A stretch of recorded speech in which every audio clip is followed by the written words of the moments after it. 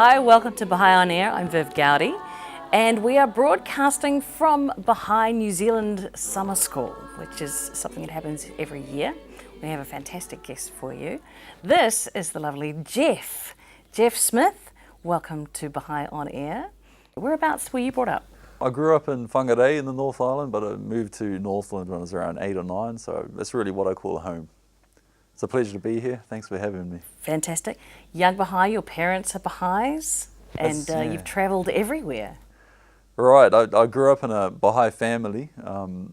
I have family all over the world. The Baha'i faith is the most recent world religion.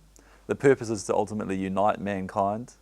Baha'is believe in the oneness of God, the oneness of mankind, and the oneness of religion. So my family is spread all over the world because Baha'is are really encouraged to travel, to teach the Baha'i faith, and to serve humanity in every little location. So I've been able to travel a lot between various countries, meeting family and friends, and it's been great, yeah. Now, at 22 years of age, most young men your age are, pretty much the priority is partying. What are your priorities? Well, I'm having a good time too, but I guess my main priority is to be of service to humanity. The whole purpose of the Baha'i faith, like I said, is to unite mankind. The Baha'i faith was founded by someone called Baha'u'llah. Baha'u'llah is the most recent in the line of educators from God. And Baha'u'llah teaches that mankind is entering a new stage in its development, which is ultimately going to lead to the unification of mankind. So Baha'u'llah has brought teachings from God, giving mankind the capacity to unite, and he's invested the Baha'i community with the responsibility of bringing about this unity. So every Baha'i, including myself, has this sort of this moral sense of purpose to build unity and to contribute to the betterment of society. So yeah, I guess most of my efforts at the moment in life are really directed towards serving my fellow man. So I've been traveling for the past 4 years in different countries, different parts of the world, serving the Baha'i community and just the wider community. Which countries have you been travelling to? Travelled a fair amount, but specifically for the Baha'i faith, I've been in Vanuatu, one of the small Pacific islands. From there I went to serve at the Baha'i World Centre, which is in Israel. The administrative and holy centre of the Baha'i faith is in Israel. I was there for 16 months. And then from there I went to serve in the Caribbean in Jamaica as a part of a coordinated project in that part of the world. What was going on in Vanuatu? In Vanuatu I was serving at a Baha'i school. There's a couple called Sue and Tony Whitley, and around 15 years ago they started a school in Vanuatu. It's a Baha'i-inspired school, so many of the Baha'i teachings are incorporated into the curriculum of the school. But they have a number of volunteers coming from Australia and New Zealand predominantly, just to help out with classes and different projects in and around the school. So I was assistant teaching, but also helping run youth groups and children's groups in and outside of school time. So is that considered a youth year of service? You could call it that. Quite common in the Baha'i faith, when a youth finishes high school, they may be encouraged to take a year or so of service. There's many different opportunities around the entire Baha'i world. One might go to India to serve at the temple or serve at the Baha'i World Centre.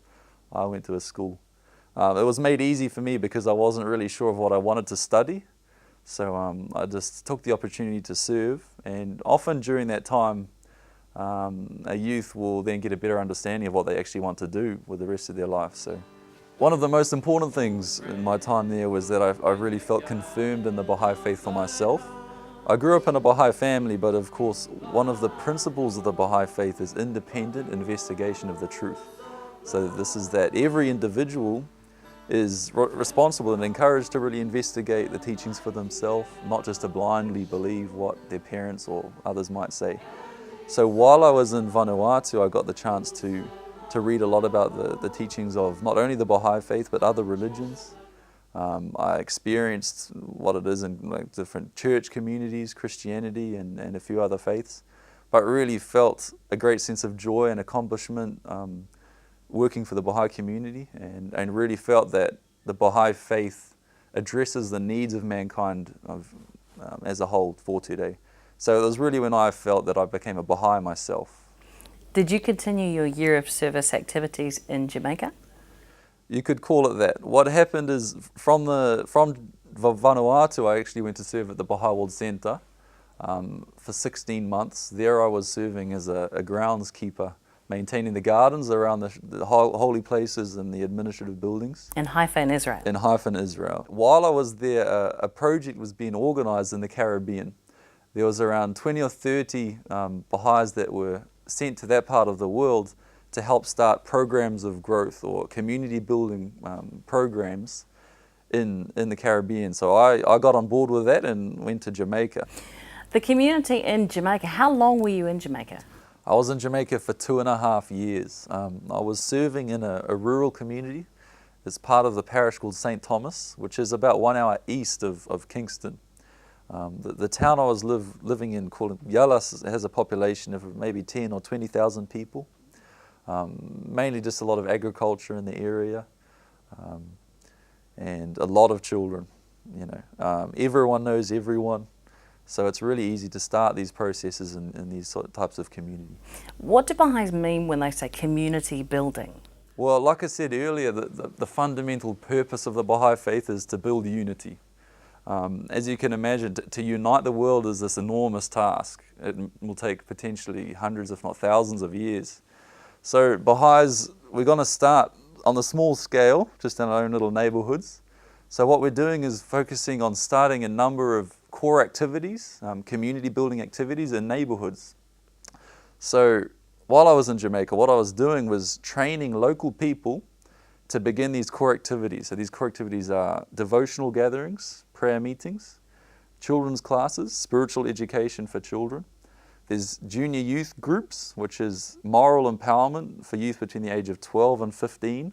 And then for adults or slightly older youth, there's study circles, which are study groups. The participants are studying Baha'i-inspired material, and then together they walk a path of service and start these other activities to build the community in their neighborhood. So the ultimate purpose of these is to bring people together. It gives them spiritual confirmation through praying together. It's giving the children and the youth and the adults understanding of morality, spirituality, what is right and wrong, so that they can overcome a lot of the negative pressures that are affecting them in society and make wonderful decisions to do the right things for themselves and to serve their wider communities also. Do you have a particular aspect of the core activities that you are interested in more than others? I think my favourite was the Junior Youth Empowerment Program.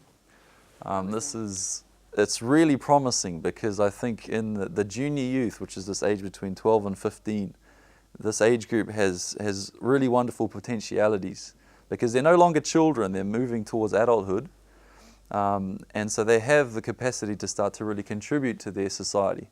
The challenges at this age group, there's a lot of negative pressures pushing them. Like you have the media, there's a lot of negative music, what they see on TV might not be such a good influence, or even older peers and adults are trying to take them down the wrong path. Especially in Jamaica, there's a lot of crime, a lot of gang violence and so on. But anyway, to be able to work with the junior youth, studying through materials that give them moral education, doing service projects with them, just doing sports and recreation, you can see these youth begin to flourish and develop into wonderful adults and then start to really contribute to bettering their community. It's always heartbreaking to see a child go down the wrong path, but when you can just help to lead one down the right path, it's very fulfilling and it's heaven, it's awesome.